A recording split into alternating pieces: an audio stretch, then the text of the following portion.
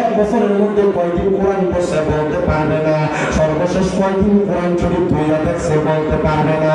ও যুবকের জন্য মুসলমান দাবি করো, ও মুরব্বী সর্বশেষ কোনদিন কোরআন শরীফ ধুইয়া দেখছে আপনি নিজেও বলতে পারবেন না। অনেক মা বোনেরা পর্দার অন্তরালে গত রমজানে যে কোরআন শরীফ ছেড়ে জিলা পান্দা রাখছে, এখন পর্যন্ত কোরআন শরীফটা খুব দেখে না। হঠাৎ করে কোরআনটা খুলে দেখতে না, কোরআনের অক্ষরগুলো লুকিয়ে গেছে। আমার আল্লাহ তাআলা এই কোরআনের হরফগুলো অক্ষরগুলো লুকিয়ে নিয়ে তোমাদেরকে কিয়ামতের সিগন্যাল দিবে। তখন দোয়া করতে পারবা, তওবা করতে পারবা, মাফ চাইতে পারবা। আমার আল্লাহ মাফ করবে না, মাফ করবে না। এবার আপনারা বলেন শুনুন, কিয়ামতের কঠিন আলামত থেকে বাঁচার জন্য আল্লাহ তাআলার কাছে আমাদেরকে সাবধানতা অবলম্বন করানোর জন্য, আল্লাহর কাছে প্রস্তুত করা, আল্লাহর কাছে আমাদেরকে হাজির করার জন্য আমরা সবাই আল্লাহ তাআলার কোরআনের সাথে সম্পর্ক লাগানোর দরকার আছে না? আল্লাহ দেখা দাও, আল্লাহ কবুল করেন বলেন আমিন।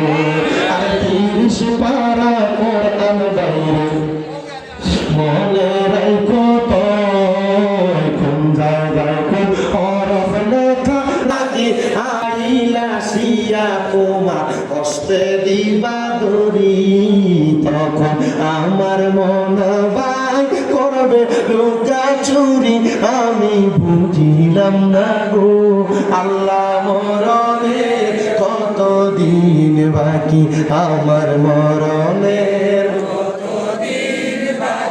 আমরা জানিলাম না গো আল্লাহ মরণের কতদিন বাকি, আমরার হায়াত হইল হাতে বাইরে মোর হইল পায়ে কোন জায়গায়, আর হায়াত হইল হাতে বাইরে মোর হইল পায়ে, যেদিন তোমার মরণ হবে কেউ আসবে না পাশে, আমরা বুঝিলাম না গো আল্লাহ মরণের কতদিন বাকি, বল মরণের কতদিন বাকি, আমরা জানিলাম না গো আল্লাহ মরণের কতদিন। এ বাবানপুরের মুসলমান,